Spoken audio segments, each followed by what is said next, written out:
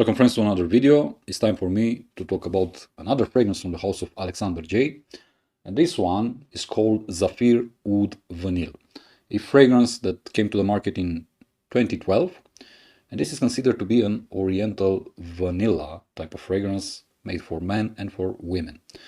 Though, be aware that in the first hours after applying this fragrance on your skin, this one tends to lean a bit feminine. At least this is my case, and this is what's happening on my skin.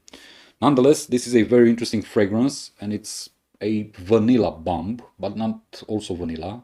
It's also a coconut bomb, because this one comes out very, very fruity, very creamy, very gourmand, and very strong at the same time, with an overpowering sweetness. But this time around, it's the good type of sweetness, it's the gourmand sweetness, not the synthetic sweetness that you get from other fragrances, especially from designer fragrances. I don't know, Paco Rabanne 1 Million, for example, which I strongly hate for its sweetness, or Versace Eros. But those are fragrances that I don't enjoy wearing. In terms of presentation, we have the same presentation from the house of Alexandre.J. This is from the collector lineup. Some people find this packaging to be tacky. Actually, I don't know what their problem is, because I really love it. Mainly because this is a niche house, and when you talk about niche products, you actually need to have a niche presentation. You also pay for the packaging if you want. You also pay for the presentation, which in this case is a work of art. So seeing people complaining about the packaging actually boggles me, because I really can't understand what would they like. They want to pay a premium price for something very simple that doesn't inspire you quality, that doesn't inspire you attention to detail, and so on. It's quite awkward. But we are not interested in the packaging. We are interested in the fragrance, because that's the most important thing, at least for me. And let's talk about the composition, because as I said, it's very interesting. We have in the top notes coconut, toffee, and leather, also some fruity notes. We have in the base notes, in the heart notes, we have tonka bean, ylang ylang, white woods, and cloves. And in the base, we have vanilla, oud, and musk. As I said, this is a dream for gourmand lovers, because this is a very, very delicious fragrance. Let's start with the opening, because the opening is very strong. It's kind of spectacular, if you ask me, but it's very, very strong. So beware when you apply this fragrance, where do you apply it, and also how much you apply it. Because I usually apply only 2 puffs from the sprayer. That's it, nothing more, because it becomes so strong on my skin, and it screams so loud that applying more than 2 sprays would induce me some really terrible headaches, as I've experienced already in the first wearings of Zafeer Oud Vanille.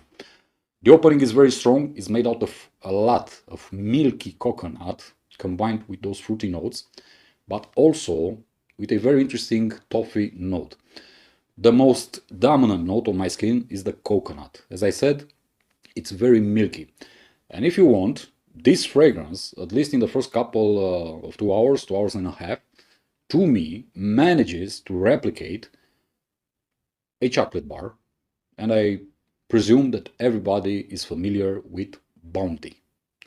This, to me, smells exactly like Bounty, which is chocolate with coconut.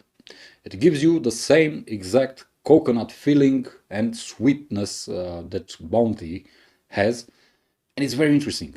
It's very delicious, it's very gourmand, it's like a dessert. You also have some leather inside, but on my skin, the leather is very, very, I don't know, inexistent would be the word, because I actually cannot feel the leather. I would have preferred, because leather is a note that performs really strong on my skin every single time, with the exception of this fragrance. That's why for me, in the first 2 hours, 2 hours and a half, when this bounty feeling is present, this fragrance tends to be a bit more on the feminine side. But afterwards comes the vanilla. And the vanilla, it's also sweet, it's also very delicious, very creamy, assisted by the tonka bean, and also assisted by the other notes found in the composition, especially white woods and cloves. And I need to say something about the cloves, because to me, when cloves appear in this composition, coupled with the vanilla, coupled with the tonka bean, coupled with the coconut, it transforms in something that I was not expecting. And honest to God, this is what happens on my skin. It starts to smell like dill. Yeah, I know, dill, which is very, very curious to me. It's very interesting. The issue, it's the fact that it isn't something subtle. It's not just an accent in the background. It's something very powerful, very in your face, in your nose, if you want. Kind of tickles your nostrils, but at the same time, is delicious to me. It resembles a bit, if you want, with the dill note found in Mugler Alien Man, because in that one you also have dill, and it's very powerful again. So it's quite interesting for me, this transition and this transformation. This tends to lean on my skin for about 1 hour, then it goes down, and finally the whole vanilla tonka coconut emerges in its full power, and actually the vanilla takes control of the whole composition. But I had to mention this so-called dill part of the fragrance because it's very curious and it's very interesting at the same time, but mostly unexpected, especially for me. Afterwards, in the base, you have that beautiful vanilla coupled again with this time around a very subtle coconut vibe, very milky, and also you have some musk and some agarwood. The wood in this fragrance is very subtle, at least on my skin. It's not present, it only appears in the base notes, where it's not a main accord, it's just there to support the vanilla and to give this fragrance a more masculine vibe together with the musk. In the beginning, the fragrance is overpowering, it's very strong, it's very dominant, it's very aggressive with your senses, but after the first 2 hours, 2.5 hours, it becomes a very soft, very creamy, very delicious vanilla-based fragrance. And I like it. I really do. Let's talk about the performance, because this one is very important also. So, on my skin, wearing this fragrance, I usually get about 12 hours of longevity, which isn't absolutely amazing, but it isn't bad either. In terms of projection, for the first 2.5 hours, this one projects like a monster. It's simply screaming from your skin. And afterwards, I get about 4 hours of moderate projection. And up until the end of wearing the fragrance on my skin, I get low projection. So it never really becomes a skin scent, at least not for me. In terms of the sillage, although the projection isn't very, very great overall, but in terms of sillage, this leaves a huge trail behind you. Just like all the other fragrances from this house, and especially from this collection, projection is overall moderate, but the sillage trail is absolutely colossal. This is the case with this one also. When and how to wear it? Well, actually, this is, for me at least, a very good fragrance for winter. Winter, spring, and fall when it's cold outside, but especially now in December, because we have, I don't know, 1 week and it's Christmas. And I find this fragrance to be very well suited for Christmas time due to its gourmand aspect and due to its, how should I say it, vanilla coconut infusion, which takes you with your mind to desserts. And at Christmas, we get a lot of desserts, especially if we are children, or especially the young ones. So it's very well suited for this type of scenario, but as I said, it's well suited for winter time. Due to its power, due to its sillage, this one stands out in cold winter days. And it manages to attract also a lot of compliments, mainly to its gourmand feeling. As I said, a very, very fruity and vanilla-based fragrance. For me, in the beginning, it's more feminine. Afterwards, it becomes unisex, really unisex, so men and women can wear it. But in terms of, I don't know, when to wear it, I would actually say that this is best suited for casual wear.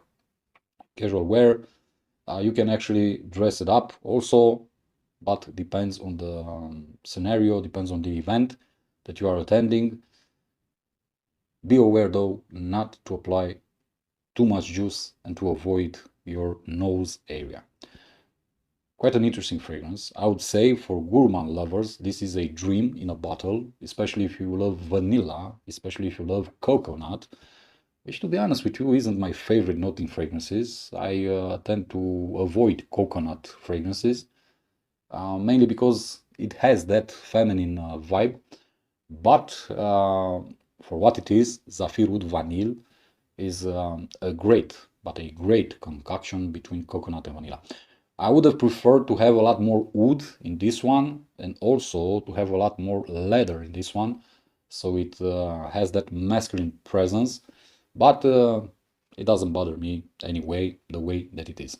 This is a very beautiful scent, a very good performing scent at the same time. If you love this type of scents, if you love vanilla in the first place, I highly encourage you to give this one a try. But I would highly recommend to first sample it, and only afterwards, if you enjoy wearing, if you enjoy the scent, if you enjoy the performance, you can go ahead and purchase a full bottle. Actually, Alexandre.J has those mini samples of 8 mLs, so you can purchase those ones because they are not very expensive and try all their fragrances. For what it's worth, I highly recommend this fragrance because I myself am a gourmand lover. I love gourmand fragrances. I'm crazy about gourmand fragrances and woody fragrances, and in general, I love all fragrances, but I do recommend it. It's one of the best vanillas that I smelled, and definitely this is the best coconut I ever smelled in my life. And this is coming from a guy who doesn't really appreciate coconut in fragrances. This pretty much does it for this video, guys. Thank you for watching. See you in the next one. And as always, be safe, be good. Peace.